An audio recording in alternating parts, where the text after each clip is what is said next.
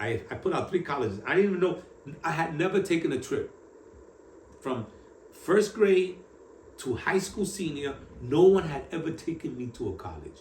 I didn't know what a college was. I didn't know what a university was. I know how it looked like. I could have told me that building over there was a college. I would have believed you. I just filled it out. I said, pick out the area, which college you want to go to. And I remember, I'll never forget, I picked out Bronx Community because it said Bronx. I picked up New York City Community College because I figured it was like on 116th Street, somewhere close by.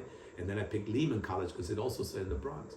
And then when I got the letter back weeks later, I took it to him. He said, yo, you were accepted to Lehman College, which is a 4-year college, and you got accepted with a scholarship, which was the Sikh scholarship.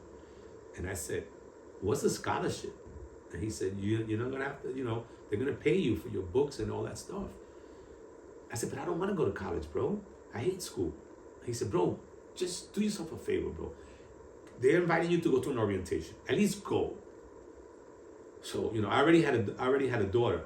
My oldest daughter, Kimberly, was born when I was 18 because it was easier to get drugs than to get a condom. No one ever talked to us about sex education and all that shit. And I was going out with several girls, and one of them got pregnant. And with a father like mine and a father like hers, you do not do that shit. My father said, is this girl pregnant? That's the girl you bring up here all the time? Is that your child?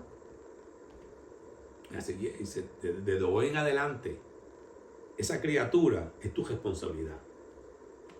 From this day on, that child is your responsibility. So I don't care what you have to do, but that child is not a problem. That child is a blessing, and you're going to have to take care of that child. So it was like, shit. So I was thinking, okay, fuck it, I'll go to work or do whatever. And this counselor's convincing me that the best thing for that child is for me not to go to Vietnam. Because now I got deferment. I go to college, boom, and I got a child, boom. I could be 16th on the draft. They won't draft me. But that's good for the child because, hey, you're going to have an education. So I went to the orientation. I had never been to a college. When I get to Lehman College, I was like, wow, it's like a different world, bro. It was like green grass, clean. All I remember was St. Mary's Park, man. When I used to walk through St. Mary's Park, I remember one day I saw a guy hanging. They killed the dude. The guy was hanging during the gang wars and all that shit. And a park that you did not want to be at after dark. I remember that was a poem that we wrote. St. Mary's Park, where you don't want to be in after dark, And I go to Lehman College, man. I walk into this campus. It's like so beautiful, man. I said, wow, this was impressive. And then to have the orientation was more impressive. Was like 200 students in an auditorium, and the people who giving the orientation are some fly ass young women, boy. They were fine, and one of them was Boricua, bro.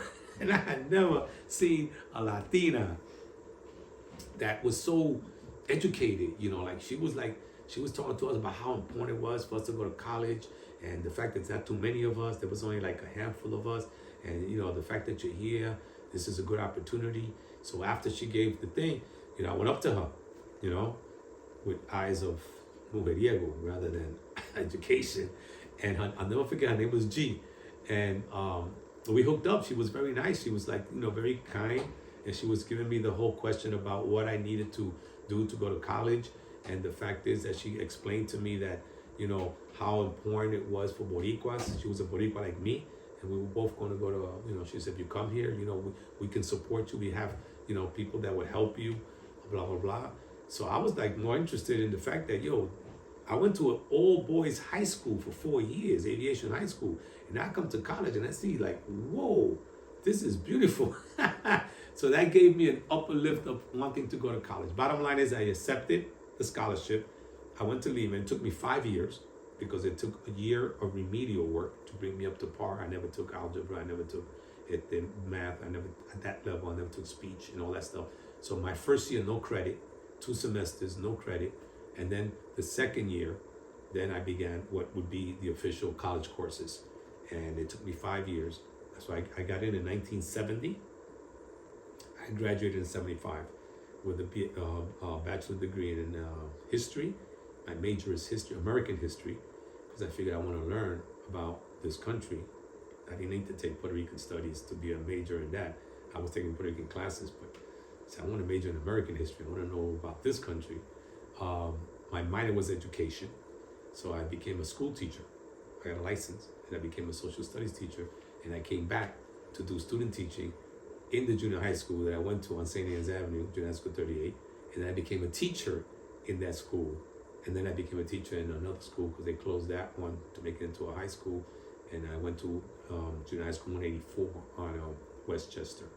That was my experience growing up, going through the educational system and the differences with the different communities. What was that? Look how ironic it was. A South Bronx kid, Puerto Rican, going to college. In my junior year, I had a second daughter. So between my two daughters, Kimberly and Diana, and on my wife at that time was on welfare, it still wasn't enough. It wasn't enough for us to do the things that I was exposed to.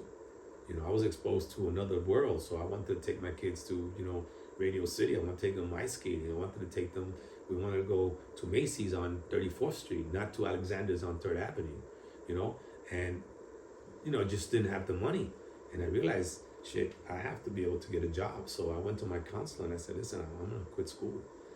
And again, having important people in the world, and that's why it's so important to have a Boricua counselor, Socorro Texidor, God bless her. She was a tall, black Puerto Rican, and she was no joke, and she loved me. And she told me, Julio, you cannot leave school. It took so much for you you're almost there, just another 2 years, year and a half. Just stay here. There's not too many Puerto Ricans with a BA degree. You're gonna be able to do well if you stay. And I said, yeah, but I need money now, man. And besides, I have, we have to get a babysitter because my wife wants to go to work. We don't have money for babysitting. And she told me, bring the girls here. So I wound up taking my two daughters, who was like 5 and 6 at the time, to live in college with me on the train. And I would go to her office, drop them off, and then she would get other girls, and they like it, then I leave now. They would come and take care of my daughters while I went to class, and I came back, I hung out with them, then I went back to class, and then I would walk the campus with them, and that was like a nice wrap, because a lot of girls was like, who are these? It's my, oh, they're so cute. Next thing you know, you got another rap, because this girl's like, oh, this guy's cool, man. He's walking around with his two daughters, man. So that was fun. That was fun. So my daughters were probably two of the earliest ones that went to college, man, when they were kids. I graduated because they were able to also find me, and this was my other godmother, who was like a blessing from God. Her name was Dr. Evelina Antonetti, and she was like my godmother. I could do a whole story on her alone for another episode, but this one, she learned about my situation because I always used to talk to her, and she got me a scholarship called the Sylvia Chi Memorial Scholarship Award. It was under the Model Cities program, and they paid me $500 a month to stay in school, as long as I had a 3.0 index, which I did, and I was Puerto Rican, and I lived in the South Bronx. So by being poor, living in the South Bronx, and just keeping an average grade level, I was able to get a scholarship. Put that on pause for a minute, because I see somebody here.